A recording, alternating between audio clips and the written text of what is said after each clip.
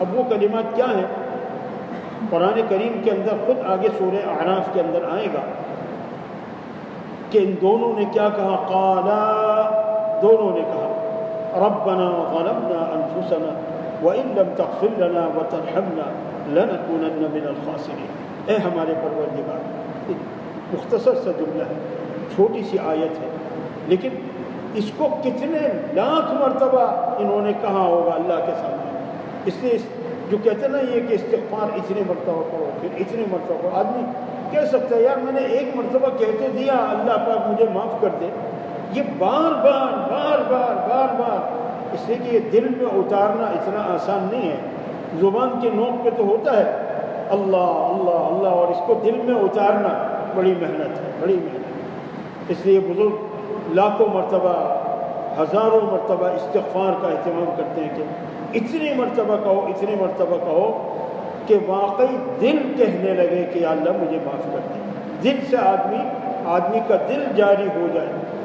تو یہ اندازہ لگائیے حضرت آدم علیہ السلام نے صدیوں تک اللہ سے معافی مانگی، یہ تو نہیں ہے یعنی شرمندگی تو قیامت کے دن میں ظاہر فرمائیں گے، یعنی اندازہ لگائیے، یہ نہیں ہے کہ شرمندہ تو جب سارے بنی آدم علیہ السلام کے پاس جائیں گے۔ حدیث شفاعت میں ہم لوگ پڑھتے ہیں کہ سنتے ہیں کہ نہیں کہ سب سے پہلے آدم علیہ السلام کے پاس جائیں گے کہ اے آدم آپ ہمارے باپ ہیں، آپ ابو الانسانیت ہیں، آپ پہلے انسان ہیں اللہ نے جن کو پیدا کیا،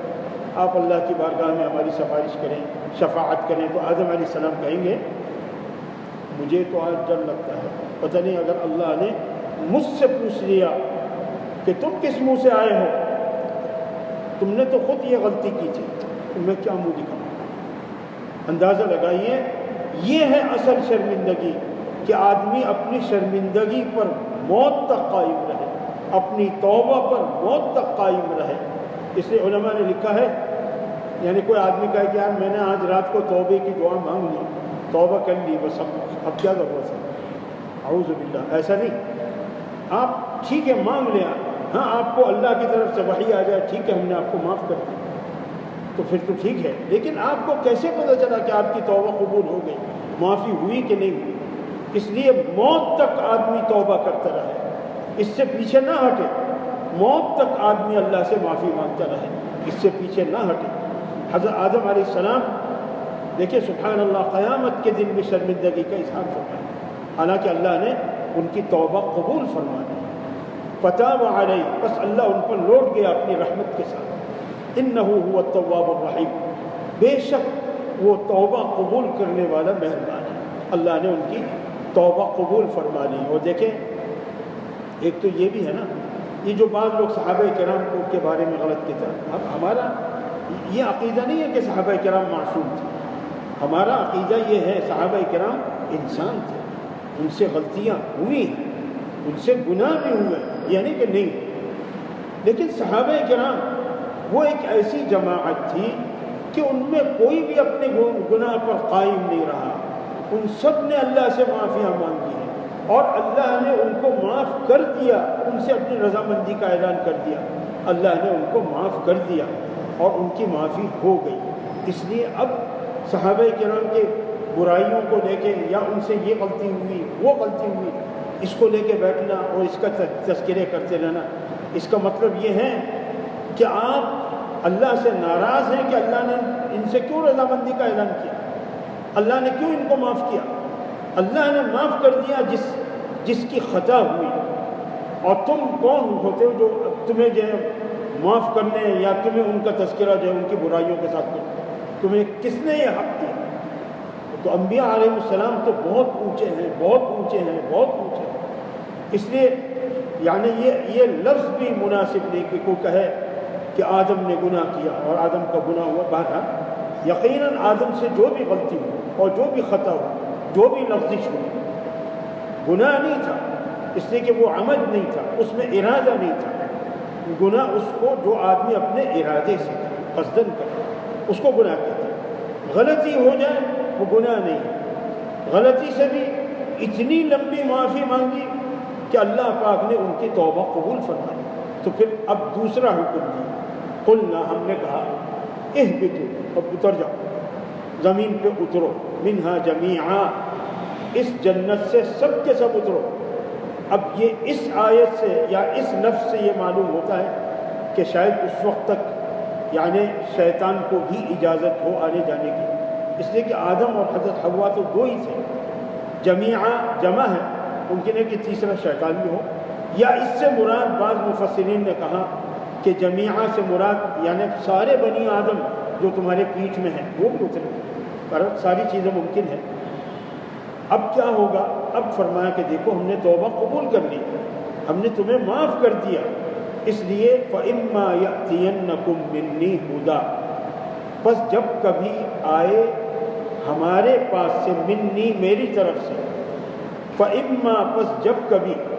يَأْتِيَنَّكُم تمہارے پاس آئے، منی میرے طرف سے، ہدا ہدایت، حکم وحی میری طرف سے آئے گی تو سن لو، فمن تبع ہدایا، بس جو کوئی میری اس ہدایت کی پیروی کرے گا، فلا خوف علیہم، بس اس پر کوئی ڈر نہیں ہوگا، ولا هم يحزنون، اور نہ وہ غمگین ہوں گے، والذین کفروا، اور جن لوگوں نے کفر کیا، انکار کیا، وکذبوا بآیاتنا، اور ہماری ان آیتوں کو جھٹلایا جو ہم بھیجیں گے، تو کیا ہے؟ اولئک اصحاب النار، وہی جہنمی لوگ ہوں گے، ہم فیہا خالدون، اور وہ پھر ہمیشہ جہنم میں رہیں گے۔ میری اصل سزا کی جگہ وہ یہ نہیں ہے کہ دنیا میں بھیجا، یہ بطور سزا کے نہیں بھیجا، یہ تو تمہیں بھیجنا ہی تھا، لیکن چونکہ تم سے غلطی ہوئی تو اس غلطی کے پاداش میں ہم نے پہلا حکم سزا کا دیا، پھر تم نے توبہ کی، معافی مانگی، ہم نے معاف کر دیا، اور پھر اب دوسرا حکم ہمارا حکیمانہ اور مقصد جو تمہارا ہے اس کے بارے میں ہے کہ یعنی اب دنیا میں میرے احکامات آئیں گے،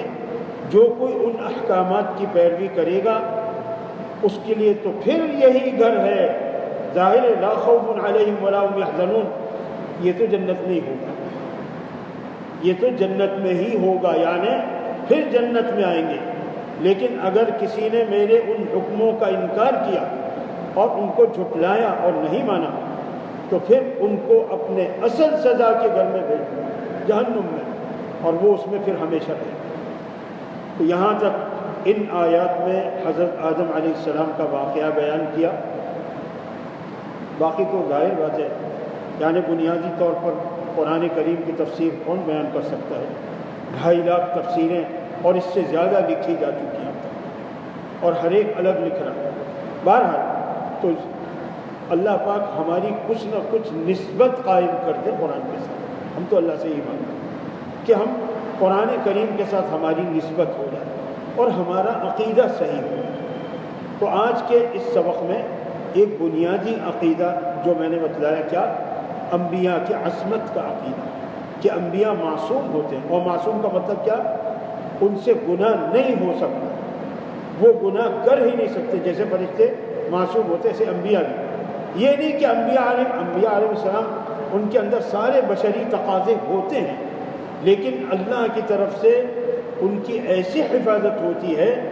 کہ اگر خدا نہ خواستہ ایسا کوئی موقع آ بھی جائے تو ان سے گناہ نہیں ہوتا۔ باقی یہ جو تذکرہ ہے قرآن میں آدم علیہ السلام کا، موسیٰ علیہ السلام کا، حضرت داؤد علیہ السلام کا، حضرت یونس علیہ السلام کا، جو بھی تذکرے موجود ہیں جن کے بارے میں اللہ رب العزت اب اگر آپ کے دادا آپ کے والد کو ڈانٹیں تو کیا آپ بھی اپنے والد کو ڈانٹیں گے؟ ایسا کوئی حق ہے؟ اللہ رب العزت تو جس کو بھی ڈانٹے، جس کے بارے میں بھی سخت الفاظ کہیں، سخت کلمات کہیں، لیکن کسی کو یہ حق نہیں کہ انبیاء علیہ السلام کی توہین ان بنیادوں پر کرے کہ یہ ہوا یا وہ ہوا۔ دیکھیں، اگر کوئی عصمت انبیاء کا انکار کرے گا اور اگر کوئی خدا نخواستہ ایسا عقیدہ رکھے گا کہ انبیاء سے یہ گناہ ہوئے وہ گناہ ہوئے، یہ توہین انبیاء کے زمرے میں آئے گا۔ اللہ ہماری حفاظت فرمائے اور ہمیں صحیح عقیدہ نصیب فرمائے۔ اللہم لک الحمد کلہ ولک الشکر کلہ، اللہم علیک الثناء کما اثنیت علی نفسک، اللہم صل علی سیدنا محمد النبی الأمی وآلہ وصحبہ وبارک وسلم۔ یا اللہ ہمارے صغیرہ کبیرہ سارے گناہوں کو معاف فرما، اپنی رضا والی زندگی نصیب فرما، اپنی ناراضگیوں سے محفوظ فرما۔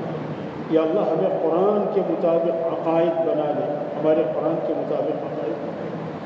قرآن کے مطابق ہماری زندگیاں ڈال دیں۔ یا اللہ ہمیں ہر عمل قرآن کے سانچے میں کرنے کی توفیق دے۔ یا اللہ اس قرآن کریم کو ہمارا اوڑھنا بچھونا بنا دے، ہماری زندگیوں کا معمول بنا دے، ہمارے گھروں کو قرآن سے آباد کر دے۔ یا اللہ ہماری نسلوں کو قرآن کے ساتھ جوڑ دے، اور قرآن کریم ہمیں قیامت میں اہل قرآن میں سے اٹھا، ان لوگوں میں سے جو قرآن والے ہیں، اور قرآن جن کا سایہ ہو، قرآن جن کا شافع ہو۔ یا اللہ ہمیں اپنے ان بندوں میں شامل فرما، یا اللہ اپنے ان بندوں میں شامل فرما۔ یا اللہ ہم میں جو جو بیمار ہیں سب کو شفا کاملہ عاجلہ نصیب فرما دے، ہمارے سارے بیماروں کو یا اللہ شفا دے، ہمیں تمام بیماریوں سے شفا نصیب فرما۔ یا اللہ ہمیں تمام بیماریوں سے شفا نصیب فرما۔ یا اللہ جتنے بھی ہمارے اموات المؤمنین ہیں سب کی مغفرت فرما دے، بالخصوص ہمارے والدین، ہمارے اساتذہ کرام، دوست احباب، رشتہ دار جن کے ہم پر حقوق اور احسانات ہیں۔ یا اللہ سب پر اپنی رحمت نازل فرما، سب کی مغفرت فرما، ہمیں خاتمہ ایمان کے ساتھ نصیب فرما۔ یا اللہ ہماری دعاؤں کو اپنے فضل و رحمت سے قبول فرما۔ وصلی اللہ وسلم علی نبینا محمد وآلہ وصحبہ اجمعین۔